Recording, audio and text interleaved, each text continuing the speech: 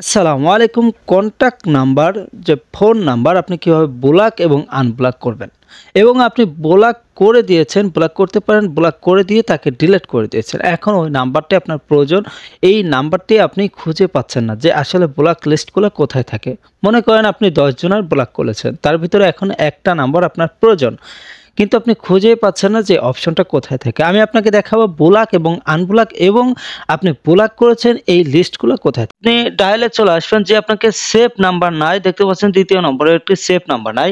এই নাম্বার কিভাবে ব্লক করতে হয়? এই নাম্বার ব্লক করতে হলে আপনাকে এখানে চলে যেতে হবে। নাম্বারের উপরে আপনি চাপ দিয়ে ধরে রাখবেন। চাপ দিয়ে ধরার পরে আপনি দেখতে পাবেন 3 নম্বরে ব্লক নাম্বার আছে, এখানে একটা টাচ করে দিবেন। এখন কিন্তু নাম্বারটি ব্লক হয়ে গেল। ঠিক আছে, এটা আমারই নাম্বার, যেহেতু কোনো সমস্যা নাই। তো আবার আপনি যখন এটাকে আনব্লক করবেন, কি করবেন? আপনাকে এটা চাপ দিয়ে আবার ধরে রেখে আনব্লক করে দিবেন। আনব্লক করে দিবেন। তো এখান থেকে আনব্লক করে আপনি নাম্বারটি যখন ডিলিট করে দিয়েছে, নাম্বারটি কি করছেন? আপনি ডিলিট করে দিয়েছেন। এই নাম্বারটি আর এখানে নেই। তো এই নাম্বারটি কোথায় চলে যাবে তাও আমি দেখাবো আপনাকে। তো এখন আপনি কি করবেন? সেভ নাম্বার, সেভ নাম্বার আপনি চাপ দিচ্ছেন, কিন্তু আপনার এই অপশন আসছে না। তো আপনি কি করবেন? যে দেখতে পাচ্ছেন এমডি হাবিব সাদিক, তো আপনি আই বাটনে ক্লিক করবেন। আই বাটনে ক্লিক করলে আপনার সামনে এমন ইন্টারফেস চলে আসবে। আসার পরে আপনি কি করবেন? আবার 3 ডট আছে, 3 ডটটা ক্লিক করবেন।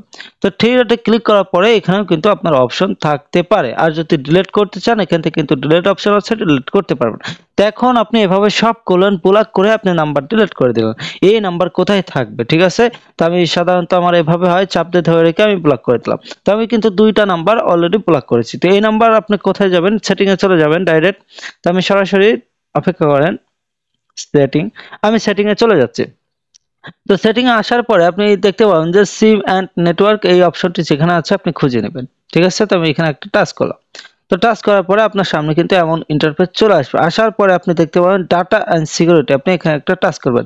আপনি দেখবেন যে আপনার সিকিউরিটি অপশন কোথায় আছে, বা আপনি যখন টাচ করবেন সিম এন্ড নেটওয়ার্ক সেটিং এর নিচেও কিন্তু, এই যে নিচে দেখতে পাচ্ছেন, এর নিচেও কিন্তু আপনার ব্লক অপশন থাকবে, ব্লক লিস্ট বলে। তো সাধারণত আমার সেটে যে সিস্টেমটি আছে সেটা হচ্ছে ডাটা এন্ড সিকিউরিটি। তো এখানে টাচ করার পরে দ্বিতীয় নম্বর যেটা দেখতে পাচ্ছেন হ্যারাসমেন্ট ফিল্টার, আপনি এখানে একটা টাচ করবেন। আপনার এখানেও থাকতে পারে ডাটা এন্ড সিকিউরিটি। টাচ করার পরে এখানে নিচে দেখতে পাচ্ছেন যে ফাঁকা জায়গা, এখানেও আপনার ব্লক লিস্ট বলে থাকতে পারে। তো যাই হোক, হ্যারাসমেন্ট ফিল্টারে আপনি টাচ করবেন। টাচ করার পরে আপনি এখানে দেখতে পাচ্ছেন যে ব্লক লিস্ট, এটা আপনি যখন প্রথম ঢুকেন তখন আপনার এই সিস্টেমটা আসতে পারে।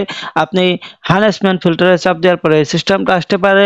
ডাটা এন্ড সিকিউরিটিতে চাপ দেওয়ার পরে এই সিস্টেমটা আসতে পারে। তো আপনি এই যে 3 নম্বর যে অপশন আছে, এই অপশনটি খুঁজে নেবেন। তো এখান থেকে দেখতে পাচ্ছেন যে 78, যেটা আমার নাম্বার আর কি, সেটা কিন্তু এখানে চলে এসেছে। তো এখন আপনি আনব্লক করবেন কিভাবে? আমি 3টা নাম্বারে আনব্লক করে দিব। তো আপনি দেখতে পাচ্ছেন এখানে যে ডিলিট আছে, ডিলিটটা টাচ করবেন। টাচ করার পরে রিমুভ, এখানে দেখেন লেখা উঠছে আনব্লক।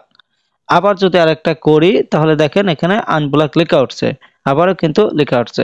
তো আজকে এই পর্যন্তই। ব্লক এবং আনব্লক কিভাবে করবেন সেই ভিডিওটি আপনাকে দেখালাম। এখন কিন্তু আর ব্লক অপশন, ব্লক নাই।